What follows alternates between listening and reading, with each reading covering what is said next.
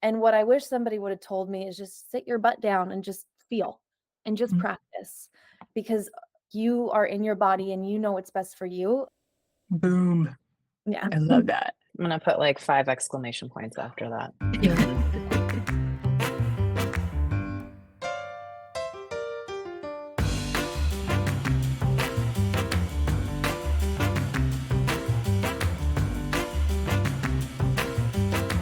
Friends, Mel and I talk to a lot of people every week and really uncover what's happening with them at work. On the same token, what was really interesting is when we look at our analytics around what people search for when they're searching our pod or when they find our pod, it's all around the same type of themes, right? Mel, it's like, how do I get through this work schmutz? Yeah, it's my day is hard.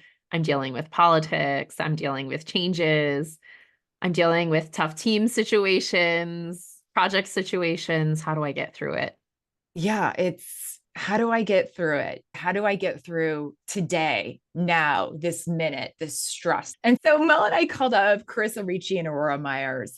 They are experts in what's called mindful leadership. And if you don't know what mindful leadership is, it's really about understanding ourselves and our own nervous systems and our physiological reactions to stress. Because when you have stress, whether or not you recognize it, you're having a reaction physically, mentally, emotionally. We have them. And what mindful leadership is trying to do is allow you to understand your own operating model so you can use that data to inform how you want to show up and then show up in a really beautiful way. Because when you understand how you show up and react to stress, you're going to be a better version of yourself.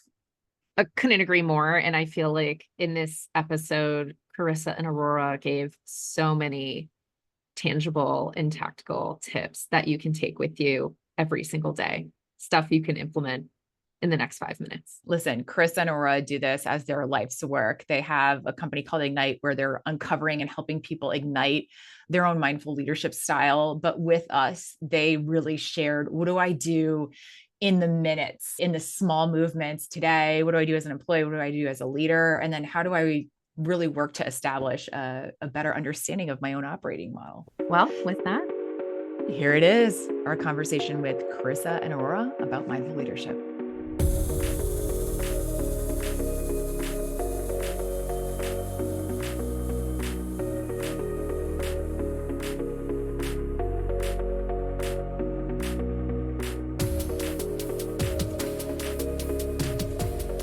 Friends, we're so stoked to have you. First of all, just like being around both of you so much. A good energy and a good juju. But wanted to talk about your backgrounds. Obviously, both of you have deep mindful leadership practices, and you also have really interesting backgrounds in terms of how you got here. So I'm wondering if you could start by telling us what's your journey to where you are today?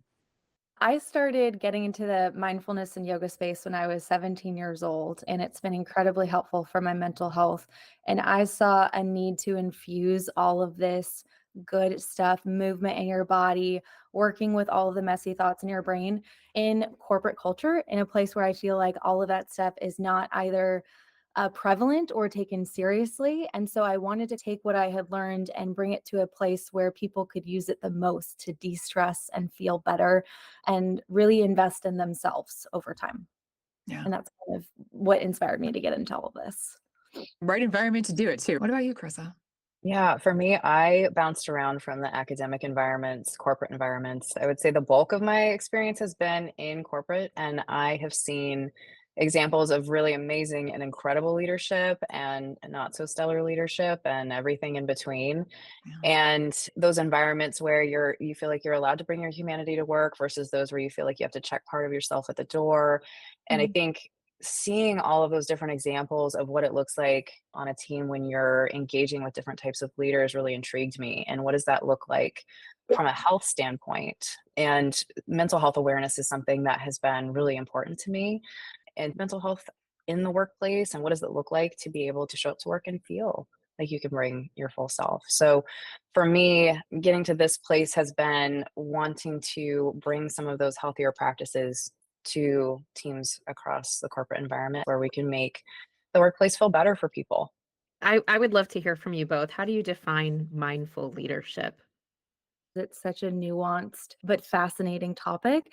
The way that I like to think about it is we all have these operating instructions for ourselves that help us figure out what triggers our stress response cycle and how we can show up to be the best version of ourselves in as many situations as possible, both personally and professionally.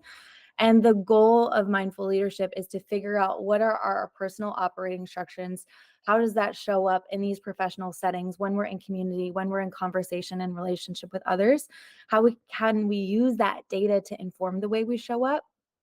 And then on the flip side, how can we work with other people who have different operating instructions and meet them with empathy and curiosity and kindness when we're all coming at a situation from different perspectives and whatnot? So it's really like understanding ourselves and our own nervous systems and our physiological reactions to stress. So that way, when we're in those like conversations that feel messy or we don't quite know the answers to them, we can feel a little bit more grounded and less like pulled or pushed from this place of internal stress. Why do you think this is so critical in the workplace? Aurora and I often talk about like it starts with us as the leader. And if I can't hold space for my stuff, how can I hold space for that of other people? So as Aurora is talking about those operating instructions and the physiology of it, moving from a place where it's less reactive and more intentional is really, really important because we are in a high stress environment most of the time. We are being pulled in a million different directions. And how can I tap into what's happening within myself? So there has to be that willingness there to first open yourself up to, okay, I'm going to explore this. And then secondly, raising that awareness of, oh, this is the physiological response that happens when I'm triggered. And this is how I can move forward with that. One of the reasons why it's so important is that in those moments where you would traditionally be more reactive, it gives you an opportunity to pause and rethink the way that you approach things and can have a really incredible impact on your teams if they start to see you showing up in a different way and you coming from a more grounded place, a more centered place, a place of authenticity. You're role modeling that for your team. Yeah, I think that's really important. And we've seen a shift. I've personally seen a shift over the last 20 years on leaders being more introspective before showing up for their teams and spending a little more time there. Why do you think this is so important right now? Why is this so important for the future of work? In my experience of working with teams is that so often there's this interest in mindfulness and mindful leadership, but sometimes it can happen in these vacuums within certain groups of leaders, and then they don't have the tools and resources to take that and carry that forward to their teams. So that's one of the things that we've also recognized that we would like to change about the future of work is not just sitting down at the beginning of a team meeting for 5 minutes and breathing and feeling really good, and then going 8 hours straight and just like not being able to maintain any information because you're just so tired and exhausted, but really infusing it as much as possible into the spaces where people need it most and giving the leaders the tools that they need to help their team do the same. That makes sense. It's interesting because when you first start to hear something like mindful leadership in certain workplaces, that some people feel, oh, this is too woo-woo. Is this too touchy-feely? What does that exactly mean? But it's clear from what you're saying, this is really for everyone, right? So this is for everybody, whether or not you actually lead in the formal sense, like, oh, I have direct reports in the system, so I'm a leader. That's not what we're saying here. We're saying that you are showing up as a leader. You're showing up as a leader in your communities, with your friends, with the people in your life. There are all of these different facets in which you show up as a leader.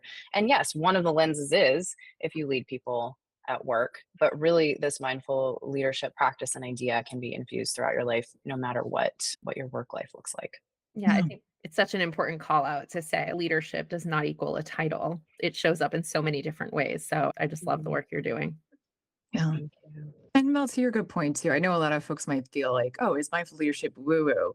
But quite honestly, there's a lot of benefit for someone really understanding their operating model, right? Their operating system, to understand how they're going to react, in stressful situations, how they're going to react when they're excited, how they're going to react in front of their teams, like to really be able to check themselves. Because I think we've all worked for someone where you're like, man, you need some therapy. Like we've all Have we not? Have we not? Oh, Yes. 100%. Right? Or you're like in a conference room with someone where they're going in fuego, or they're really reacting so poorly. And the impact for the team, the impact for the work is slowing it down. It's making people feel really disengaged. And that all costs time. That all costs money. And so I think this idea of really starting to understand your operating system, and then how you can take that and show up as your best self through mindful leadership is rad.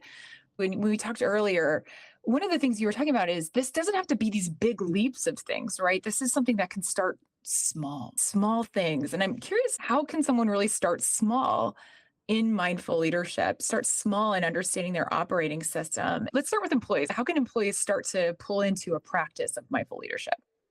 Hmm. When we do talk about mindfulness, it can feel disconnected from our real life experiences and the stressors that are going on. Sometimes we assume in order to feel good, I need to go off to a 10-day meditation retreat, or I need to quit my job, or I need to change my life in some way. But the purpose of these practices is truly to learn how to do it in the middle of the messiness. Yeah. And so I think one of the best things that someone can do in the middle of a work context is figure out what works best for them to regulate their nervous system. And that can look like anything. For some people, it could look like breathing. For others, it could look like finding some movement. For somebody like myself who doesn't like sitting still, sometimes I need like a hardcore workout before I feel relaxed, and then I can do breath work. It's truly figuring out what helps you feel more calm, so you can recognize what that operating model is telling you, so you can get out of fight or flight and show up to that situation from a place that's more grounded. That's probably my number one tip. Regulate your nervous system. Yeah. It's so funny. Whenever I get really up in my anxiety, I feel it in my gums. Like I can feel it in my neck and in my gums. And I have learned to do box breathing, just to like 1, 2, 3, 4, 1, 2, 3, 4, 1, 2, 3, 4. And that calms me down, because I need something now that's not a Xanax, because we can't take those during the workday. So like, yeah. Right. Yeah. And that is so huge, is like noticing where it is showing up in your body. A lot of times Mhm. people are like, I'm stressed, but they can't quite Mhm. tell where they feel that. Do you have a stomach ache? Are your shoulders lifting up? And that's a lot of that mind body connection that we teach in yoga and mindful movement that is really helpful. Love Love it. it. Yeah, I would piggyback onto that and say that I have noticed that when I do notice, even just the noticing in and of itself, like, oh, my chest is tight, or oh, my throat feels it, just the noticing it can actually help relieve some of that tension, which is the irony of it, is that even in the noticing, it can help release some of those places of tension. The other thing that I would add, as far as a small thing, once you get that physiological response, and I'm going to quote Ted Lasso quoting Walt Whitman here, but the be curious and not judgmental. Yeah. Be aware. I'm a Ted fan. Who It might, is everybody on Ted this? might, Who it, I isn't? think, yeah. We're all, yeah. it might come up again later. I don't know. But there's this line that he quotes by Walt Whitman, be curious, not judgmental. And I feel like so often we do that outward, right? We share that curiosity with other people, but do we do that with ourselves? So I feel like that, for my own personal mindfulness journey, has been one of the biggest hurdles to jump over, is when I feel or notice that tension in my body, I go right to judgment, like, oh, Carissa, you're anxious again. Why is your body doing this? And so the other small habits that I've gotten into the practice of is recognizing when that happens and going, oh, you're in judgment. You're judging yourself for being XYZ. How do you move into curiosity and go, oh, what is your body trying to tell you right now? As opposed to, body, why are you doing this to me right now? That's another little mindset shift and tweak that you can make when you find yourself in those moments, is being kind and compassionate to yourself, which is really difficult. I don't know, anyone else? Is it just Yeah. me? Yes. But like yes. that self-flagellation of like, oh my gosh, I'm having another moment where my body's freaking out and I'm feeling anxious, and shifting from that to, well, why is that happening? Let me dig under the surface and ask some compassionate questions about why that might be happening with me right now. Yeah, I think so much of the time there's this archetype of leadership that is still very, very prevalent, that we all have to show up and be Shackleton and have no emotions about things, right? You're cool, calm, and collected all the time. Personally, when I felt like, holy shit, I'm flipping out right now. Like I am full on flipping out. I think all of us have had moments where we're angry, we're anxious, we're frightened at work, or there's something happening. For me, I feel like I should be able to handle this. Why is my body reacting this way? I should be able to just brush it off. So on top of feeling it, I feel shame. honestly, because Mhm. I'm not Mhm. Shackleton. But what I hear you saying, Carissa, is don't shame, just notice it. Yeah, absolutely. And understanding that that initial judgment is normal. It Mhm. happens. It's that initial knee-jerk reaction to when that, and again, going back to the small wins is reducing the amount of time between when you notice you're judging yourself and then shifting into curiosity instead. So Yeah. really celebrate those wins, even if it feels like, well, I went right to judgment again. And then guess what? You're still in judgment. So it's like trying to get more quickly from the, oh, I'm judging myself, to let me get curious about this and implement the things that I do know, like box breathing or other things to regulate what's happening. Yeah. What about managers? Again, I'm looking for those small wins. I'm leading a team. I am trying to shorten that time between judgment and curiosity and really notice when I'm having those triggers for myself. And at the same time, I'm leading a team. And are Mhm. there different moves that I can make or pull into as a manager? One of the most powerful things you can do is really just be transparent with your team Mm. and say, hey, this is something I'm working on. And again, this goes back to there has to be a willingness to be vulnerable, and there has to be a willingness to show up to your team and say, this is what I'm working on, and ask them for feedback on how things are feeling within their team. Really source that information from them. Like, how is this feeling? Know that I'm working on these things, and then open up the conversation, because even just talking about some of this stuff is Mm. going to be new for teams. And I think it not only will help your team feel like they're allowed to talk about it, but they'll feel empowered when they see you role modeling that, to say, hey, like, I don't have this figured out. This is something I'm working on. Maybe this is something we can work on together as a team. So opening that door can help people feel like they're a part of the process. It can help build that psychological safety to be able to have some of those conversations on how you want to move forward as a mindful team with a mindful leader. I could not have said that better myself. It's literally perfect. Thing I could add on to that is the accountability piece. When you're receiving feedback, being open to that and creating the space, like you said, for your team to feel safe in providing you feedback. One Mm. of the things that I do, because I know personally I'm always afraid of feedback, is I'll try to beat my insecurity to the punch and ask for it first. So if you can create that environment and say, this is something that I'm working on in my personal mindfulness practice, it's something that I want to bring to the team, but I'm not quite there yet. Can you let me know if I'm falling short? Can you let me know if I can do better? And just creating that connection, like Carissa said, I think is huge and different and not normal. As I'm thinking about the interactions that you have with your team, one of the other ways that managers can show up in that space is allowing for silence and going back to what we were talking about with holding space for other people.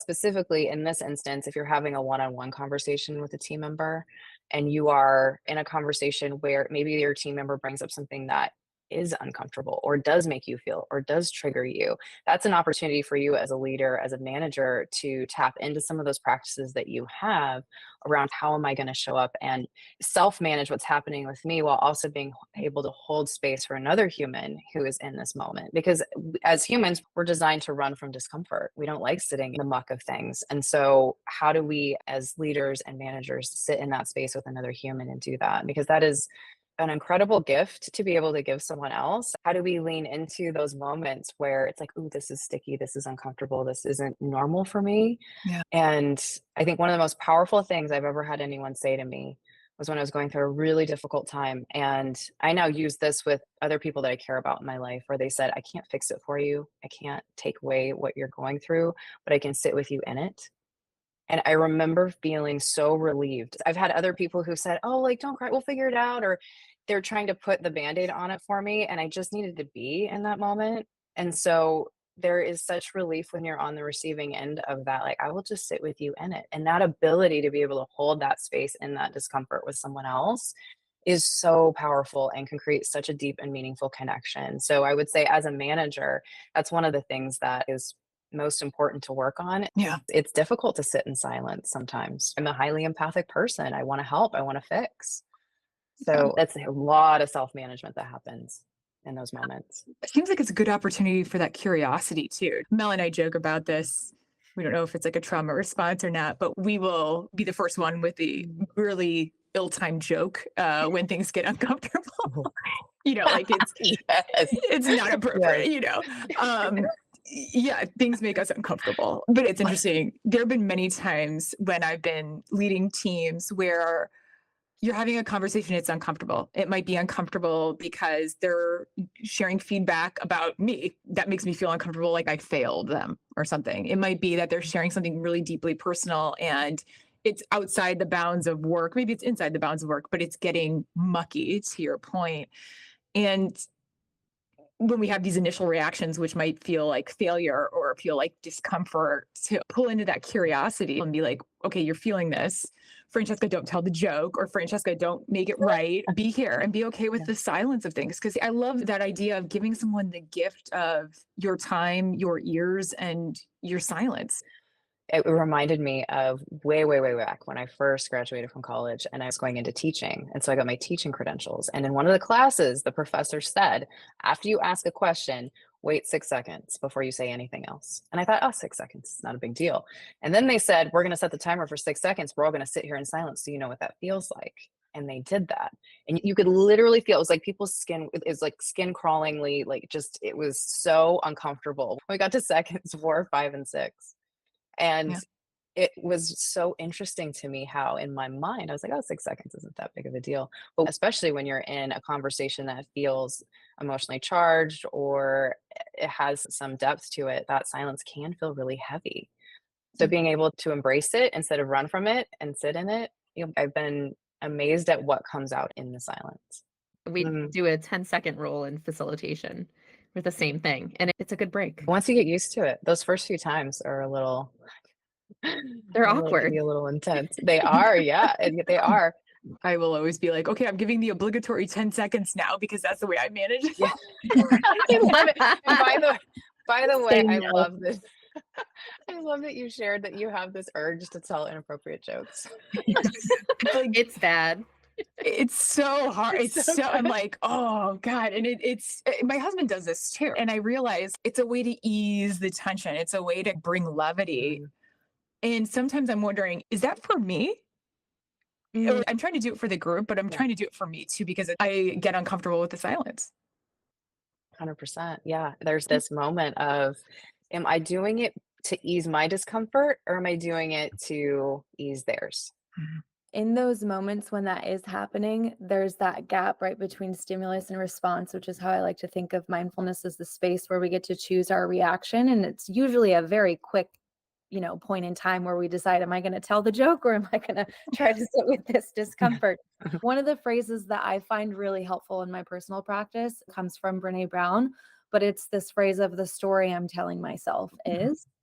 And if we can get curious and lean into like, wait, what is going on in my mind? Am I feeling incompetent? Am I feeling awkward or insecure? What's going on internally? And how is that going to impact what I say or do is a huge part of the practice. And probably one of the hardest parts is when you're doing it in real time versus when you're sitting and feeling great. And there's no messy conversation in front of you. You're just relaxing. Yeah. Yeah. Is it valuable to do like a post-mortem on that? Let's say I completely biffed the conversation and I was just Jerry Seinfelding it through the whole thing.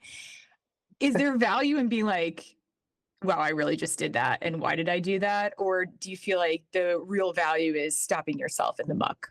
So Carissa mentioned the more we practice and the more we do this, the quicker we get at recognizing what's going on in the moment. So I like to think of it as this bell curve where at the very beginning you have the stimulus. So say it's silent and that causes anxiety.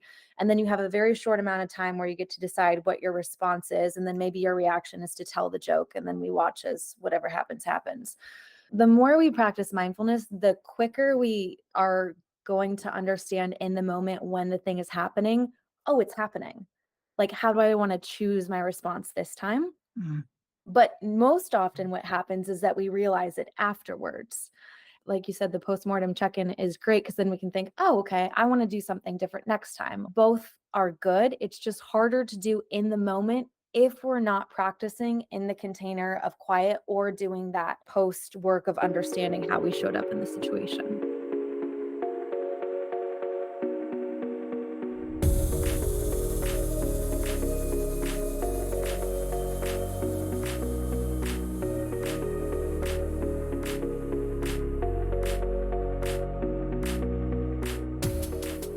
We talked about the small stuff.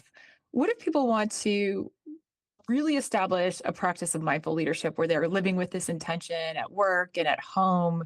they're laser focused on knowing how their operating system works and how they can show up in the most constructive way. How do people get into establishing a deeper mindful leadership practice? This kind of harkens back to what we were talking about earlier, noticing where the tension is in my body. For me, in establishing a longer term practice, that's been the most effective way, that the most effective entry point for me is noticing what's happening physiologically with me, because it's easier for me than going straight to like, what am I feeling right now? So I notice, oh, my body's feeling weird. Okay, what is that telling me?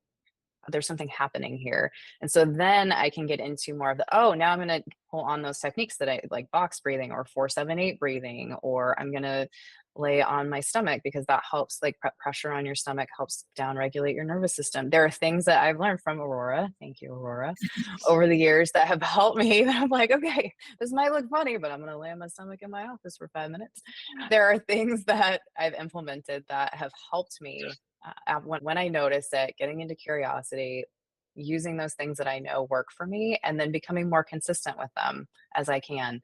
Everyone's different. Everyone's going to have a different entry point, a different way of doing it that's going to work for them. Really, it's about finding what works for you. Again, back to curiosity, what does work for you?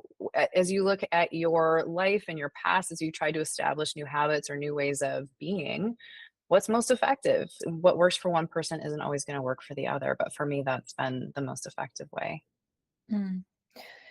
I see two definitions of mindfulness. One, which is the classic definition from John Kabat-Zinn, where he says it's paying attention on purpose in the present moment, non-judgmentally. Lots of hard things to do all at once combined. And then the other one that I'm familiar with is to do anything artfully and with intention, is to be mindful. And so, like Carissa said, everyone's entry point can be different. And I think part of the mindset piece around that is a lot of times we look at mindfulness or meditation and think, well, I can't sit still, or like my back hurts or my legs hurt when I cross my legs, so I'm not a good meditator. I don't like to do yoga because I'm not flexible. Maybe you like going on a walk or eating lunch without looking at your phone or playing with your kid. It could be so many different ways that you could create that sense of grounding and calm in your body. It doesn't have to look like anything specific or make sense to anybody else. And staying committed to that and exploring what feels good and playing around with different practices and not worrying about whether or not you're doing anything right or wrong is probably the best thing you can do in the long run to commit to something long term. Yeah. I love this concept of figuring out what's really going to enable you to strengthen your ability to connect with other people. For those folks that have never really entered into yoga or don't even know what we're talking about when we're talking about box breathing, what do you all typically recommend people start with or try? Any type of movement in your body that feels good, anything that helps you feel more open and relaxed and stretched out or alive or energized, whatever you're going for. That's one bucket. And then what Carissa talked about is the opposite of that is stillness. Movement is one thing, stillness another. That could be sitting, that could be lying down, it could be moving very slowly on a walk, it could be listening to a guided meditation, lots of different things. But those are the two ways in which I would attack complicated spheres. I love, Aurora, what you said about it doesn't have to look a certain way. Because when I very first started years and years ago, I did feel like I had to be sitting on a pillow like that. And I had to meditate like 60 minutes a day. And it was just so unattainable. But then I started to realize that any moment where I'm fully present is a mindful moment. It could be I'm eating lunch, and instead of scrolling through my phone or being distracted by all sorts of thoughts, like I'm paying attention to how the food tastes, what the texture of the food is. Like I'm actually enjoying and being present. When I'm in a conversation with someone, I'm fully there. Phone is away. I'm not focused on anything other than that person. When I started to do that, I realized how much of my life I wasn't fully present. So mindfulness can happen in a split second, and just enjoying the smells, sights, sounds, the conversation of the person that's in front of you. Doesn't have to be, like Aurora says, doesn't have to be sitting on a pillow in a certain position with your mind completely blank. That's No, yeah. that's kind of impossible. Yeah, I'm like, I've never, ever, never. If you know how to do that, Same. let me know, but I don't know how to do that. Yeah. Exactly. It's funny, especially during COVID. Carissa, you and I met during the pandemic. And I'll tell you, that's where I really started to pay attention to what's my body feeling and how am I reacting to it. And what I've realized over the last few years, to the very good point around movement and stillness and looking at those two dichotomies. When I have anxiety or when I'm angry, I have to go for a walk. I have to walk my dog and I'm walking down the street and that helps me. But when I'm incredibly nervous or I even feel fear, I have to be still. That's been a lot of years trying to suss out, like, what do you need based on what your body is telling you? I know when I need stillness. I know when I need walking. It is not good for me when I'm fearful for me to do activity. Like that will actually exacerbate it for me. So it's been interesting figuring that out. I don't think I ever put the two and two together until you said stillness and movement, but I'm realizing I do that. For folks that want to read up more about this, go into this a little bit more deeply, what resources have you felt are really good? So here's the thing, because I've been teaching for so many years and I see so many students, and I myself have gone through the experience of starting off thinking I needed to do it a certain way in order to get it right and be perfect. Mhm. The one thing I ask people to do is just trust their own bodies and practice in their own way and see what that feels like. Like, you can ask me questions about alignment and all this other stuff, but I really try to emphasize that all of that is secondary to your own experience. Mhm.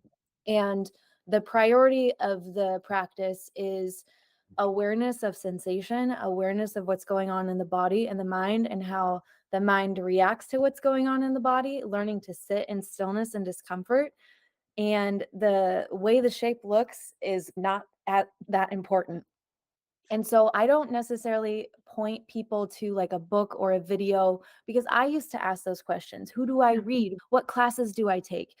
And what I wish somebody would have told me is just sit your butt down and just feel and just Mhm. practice, because you are in your body and you know what's best for you. And I want people to feel empowered to teach themselves as much as possible, instead of feeling like I need somebody else to tell me how to do it right.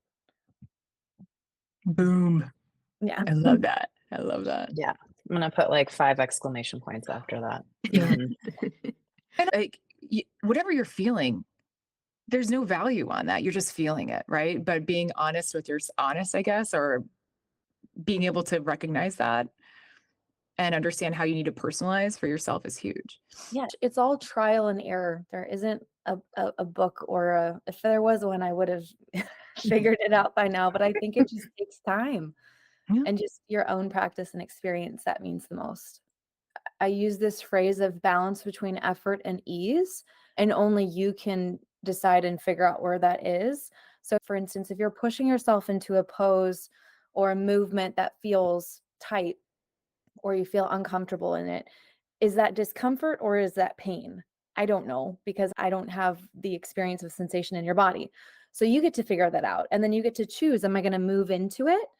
Is that going to serve me and create space in my body more today by shifting into this discomfort? Or is it actually more productive to back off, which feels like I'm not doing as much and it feels less productive? And then all these stories come up of I should be doing XYZ.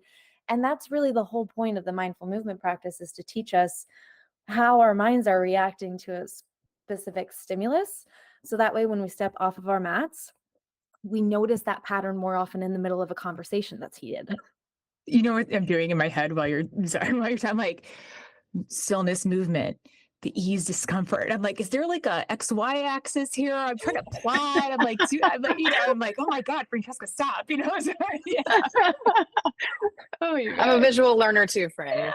Yeah. I know, like, but I'm like, this is fascinating. It's fascinating. I love all of this advice and the personalization behind it, because it feels so much more attainable. That leads me to the typical challenges you both see when you're trying to share this with others, or what you've heard comes up for others. And I know we spoke earlier about one of those challenges for individuals, for example, is the ability to have self-compassion instead of beating themselves up. What other typical challenges do you see people having when trying to practice mindful leadership, and how do they overcome it? One of the questions that I think is often asked is this going to be worth it?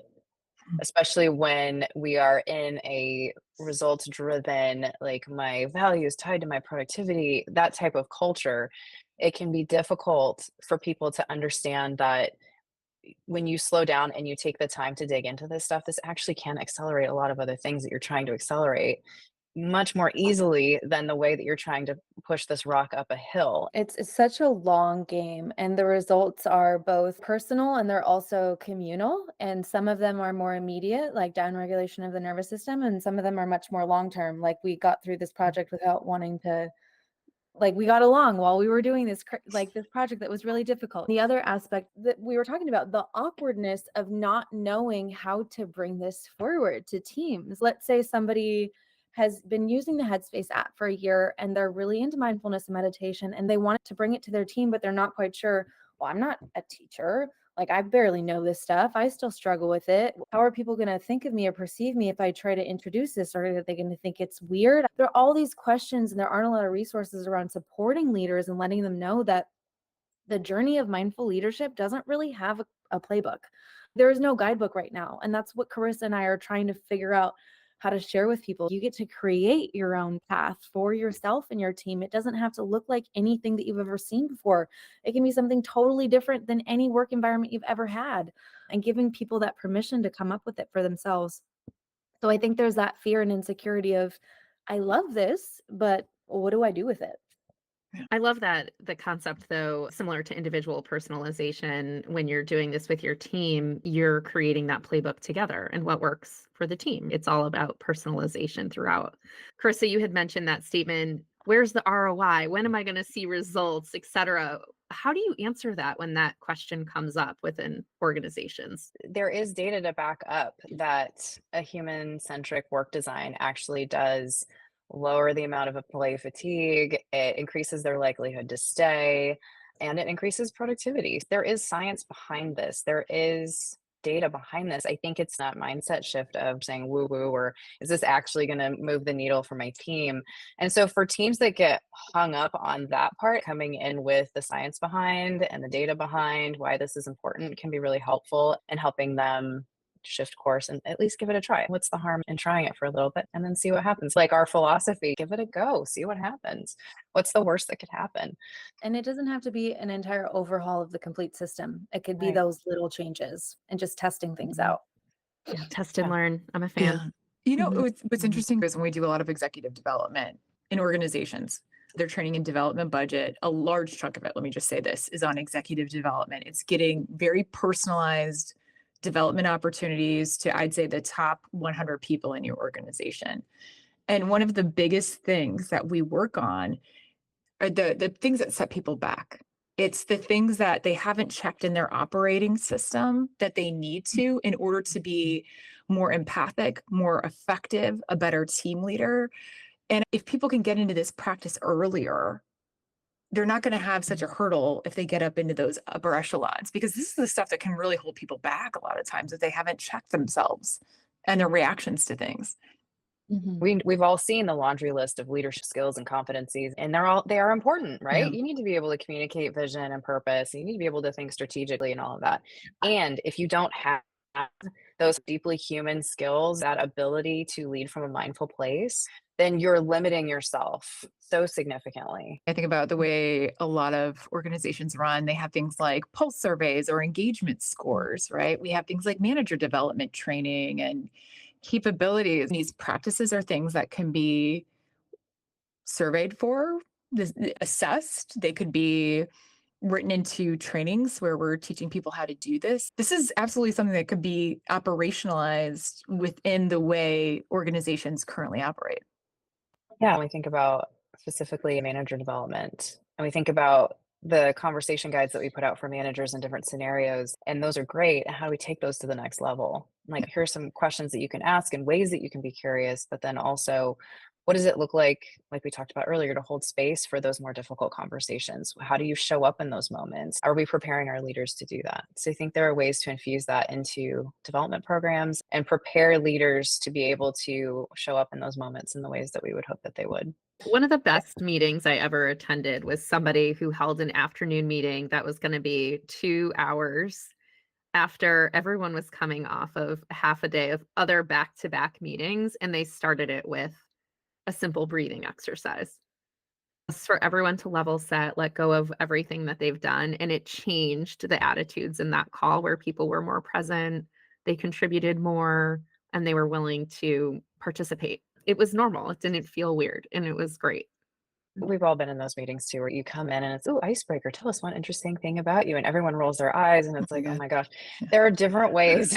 There are different ways. So I love that, Mel, that you're talking about different ways to open meetings, because there are other things you can do as well to create that transparency, whether it's, just sharing, hey, this is the reality that we're in. Let's just be real about where we're at.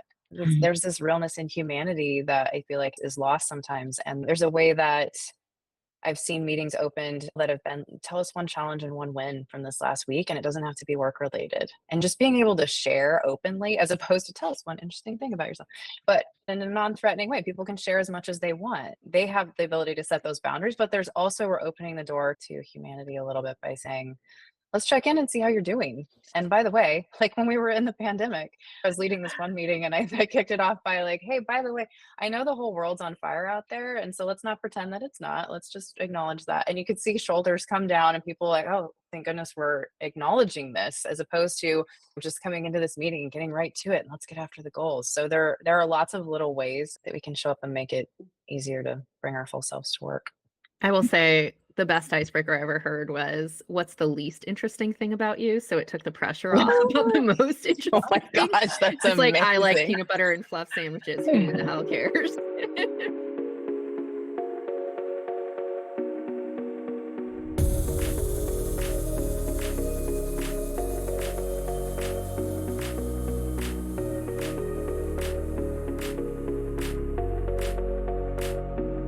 Is everyone ready for rapid round?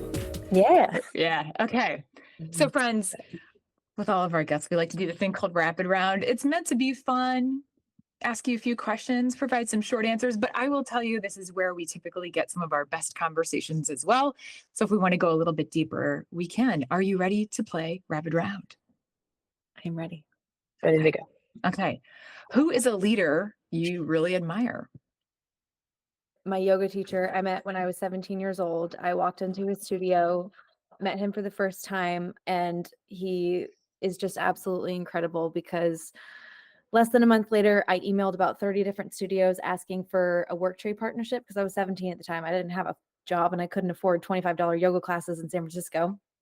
And so he said yes. He had only met me that one time. He gave me the keys to his studio and said, come clean whenever you can, take whatever classes you want. And literally this one person changed the entire course of my life and trajectory of my life. Because of him, I am where I am today. And I am talking to you all and sharing my passion for movement and mindfulness. And it's all his fault.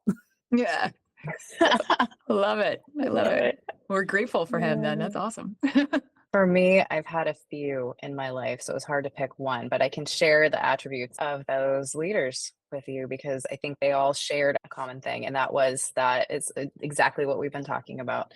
They made me feel like a human first. They made me feel empowered to bring my whole self to work. They made me feel like I was valued for more than what I could just produce, and inspired me and believed in me beyond what I felt like I could do. I mean, I feel like that's the other thing, is that they were always so great at seeing that potential in me when I didn't see it in myself, and allowing me the freedom to try things. And they held space for me. It's like what we were talking about. They held space. Yeah. It's funny. We were just talking to Alan Whitman, who is the CEO, and he was talking about being able to see the X factor in people and put them in different positions. And that idea that somebody believing in you is such a big deal for folks. So I love the connectivity to that in mindful leadership. We talked about so much of mindful leadership is happening in the muck. And so I want to give some muck scenarios and see, how would you handle this from a mindful leadership perspective? Is there a mindful way to handle office drama? That falls into two different buckets for me. One is, there's the run of the mill office drama, right? Which is we all know what that is. Then there's that level where it hits like that toxicity, though, where it's like, okay, this is a very unhealthy place to be. We'll go with the extreme first. If we're in that really highly toxic work environment, from a mindful place, some of those coping mechanisms and skills and things that we've talked about, there are others in addition that can be used, but those can help you manage through that, and so you can get yourself into a healthier place. So I think about all of those ways that you can physiologically balance yourself and also get some perspective, right? Okay, this is happening. How do I emotionally detach a bit and keep myself where I need to be? And then when you have the run of the mill office drama, similar thing, you might not be trying to get yourself necessarily out of the situation like you would be in a more toxic environment. But again, leaning on those skills, the breathing techniques, the different things to help keep your body healthier, safer during that. And there's also a level of tapping into that curiosity again, right? That, okay, what is actually happening here? How am I feeling about what's happening here? What's going on? And then I am leading people and I'm in that scenario. How do I navigate those difficult conversations? Because some leaders, when they encounter office drama, will be like, well, okay, they'll figure it out, or I'm going to let that just unfold or happen. But I think if you're leading from a more mindful place, you are going to be leaning into those uncomfortable conversations. You are going to be self regulating and working through some of that to try and figure out how to get your team to a healthier place. That's tough too, because sometimes as a leader, you don't want to deal with it. But being able to notice when you're realizing, oh, you're getting into Hmm. avoidance as opposed to Hmm. leaning in where you really need to lean in and regulate. Yeah, that makes sense. Hmm. That makes sense. I'll tell you, we're having an uptick in people getting yelled at work. And I'm curious, is it a different answer for how you would handle getting yelled at? From the perspective of like, I'm the person being yelled at. Yeah, like it's a really emotionally charged situation and you are getting yelled at. Yes. Yeah. Well, I think for me, if I was to put myself in that scenario, I would absolutely be paying attention to what's going on in my body. I know I would be having a reaction in my body for sure. There's also a place where you can detach a little bit and realize and recognize, oh, this is probably not about me. Mhm. What else is going on here? For me, I will get sucked into that. I'm highly empathic. I'm going to be like, oh my God, I'm a horrible person. What have I done that has made them want to yell at me? But to get to a place where you can realize, okay, this is probably not about me. How do I regulate in the moment, like breathing? And then because potentially that could become an unsafe situation. Like if we're talking verbally abusive, how do I then remove myself from the situation and say, what statement am I going to use to say, okay, I hear you. I see that you're upset. I need to remove myself from the situation right now and go regulate myself. You take care of whatever you need to take care of. And then if it gets to that place of toxic behavior, abusive behavior, get to a place where you're grounded and then do that post-mortem, Mhm. look at what happened, what level is that, and then what action do I need to take? Yeah. I love the idea of taking these mindful leadership principles and noticing how are you feeling and giving yourself, and everybody does have the permission to detach and remove yourself from those situations too. A lot of times Mhm, that's probably mhm, the healthiest outcome for both parties. If someone is yelling at you at work, they are not 100%. regulated, period. So it's probably best for everybody to go to their corners and chill for a Mhm. little bit. Okay, cool. One of the things that we were curious about is how do you define success? And maybe we can take this from two ways. How do you define success in terms of your practice with mindful leadership? And then does that answer change in terms of how you define success in life? For me, it's the same and related to what I said earlier about figuring out what works best for you. A lot of what I've been trying to do over the years is figure out how to undo these external definitions of success Hmm. and all of these rules that I've internalized about who I am supposed to be or how I am supposed to show up versus what's actually going on and what I feel. And understanding the gap between who I am now and who I would like to be in the future is not a character flaw or some kind of thing I need to fix about myself in order to become more worthy or deserving. I am worthy now in all of the success that I have accumulated and the things that I would like to do with my life. And that is a struggle to remember that and feel that because, like Carissa said, I'm also always moving and wanting to do and serve and create. And when I am not doing or serving or creating, I feel not productive. And Mm, so, a big part of success to me is figuring out how to undo those thoughts inside and then sink more into stillness and less doing and more being and finding gratitude for what I do have right in front of me versus seeking constantly. yeah, that's tough. That's Yeah. just as tough as the blank space in your head, I think. I think that's again because it changes too. Like what you really, really, really want at 25 is very different than what you really, really want at 45, right? Like that's tough. I had a similar experience to Aurora where when you're younger, you have these ideas about what success looks like and what you want to attain or be or do. And So I feel like these last 5 years in particular have been about undoing that. And that is a lot of rewriting narratives and expectations and programming of what you feel like you should be or who you feel like you should be. And well, you shouldn't you be going for that beach house and the fancy car and all of those ideas of success that have been kind of shown to us from a young age. It's been about unbecoming and then stepping into becoming who I want to be. And for me, it is deep connections with other human beings. It gives me so much energy. Doing work like this with Aurora that makes me feel like I'm actually helping to bring healing to the world, bring joy to the world, help people have a space that feels safe to explore what's real for them. That brings me so much joy and energy. And then I have a big chunk of my identity too is around exploring and that curiosity and wanting to travel. I want to craft a life for myself that I feel like is authentic to me, where I can do those things, where I can connect with humans, I can do meaningful work, and I can have adventures, explore the world, meet new people, have new experiences. And I think ties in to the way that I practice mindfulness, which is letting go of all of the expectations that I've carried for myself for so long and allowing myself to explore new things and try new things and find what works for me, regardless of if it works for anybody else, and being okay with that. Last one. Do you have a life philosophy, like in one sentence? Mine is do the thing that scares you the most. Keep pushing out of your comfort zone and doing the things that allow you to grow and become the best version of yourself. So you're leaning into that discomfort, huh? Oh, like literally, if it's uncomfortable, I raise my hand and I'll go do it, no matter how uncomfortable it is. Yeah, that's my thing. I'm like, yes, sign me up. If I'm scared of it, I'm in. You're my hero, Aurora. Like that is pretty awesome. Mine actually, funnily enough, came from years ago. I was taking a yoga class from Aurora, and she asked us to set an intention for the practice. And I have carried this forward, and this is my life philosophy. It's be here now. It's a good one. I love that. I didn't know that. Oh, really? Yeah.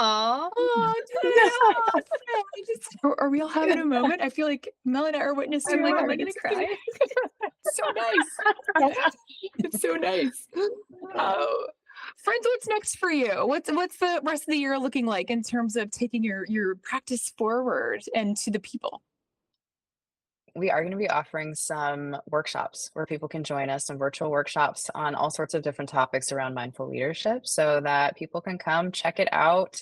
Whether you've dabbled in mindfulness practices before or not, whether you're just curious, we're going to offer some sessions for you to come and check out. And then later in the year, we will be offering a retreat all about mindful leadership and finding your unique mindful leadership style, Ooh, in which we're person? very excited about. In person. That is Yeah. going to be in person. Yes. Ooh. Ooh, where are we doing Mhm. this? Paducah, Kentucky? Do we have So it's going to be in Oregon. So it's great for anyone who's local. And it's a beautiful property. It's a working regenerative farm. And it's just this place where you go. And I don't know if you've ever been somewhere where you immediately feel a sense of calm and ease and everything just feels like, whew. But for some reason, this place has that vibe and it's so relaxing. And we want to create a space where people can practice these things and feel good in their bodies and have time to relax and de-stress, but also learn about these practices in community and not feel like they have to figure it out on their own. Carissa, Aurora, thanks so much for joining us today. It was really a pleasure and a delight. Thank you so much for having us. Yeah, thank you so much. Thanks so much for joining us today. Subscribe wherever you listen to podcasts. You can come over and say hi to us on the TikToks and LinkedIn community. Hit us up at yourworkfriends.com. We're always posting stuff on there. And if you found this episode helpful, share with your work friends. Thanks, Bye, friend.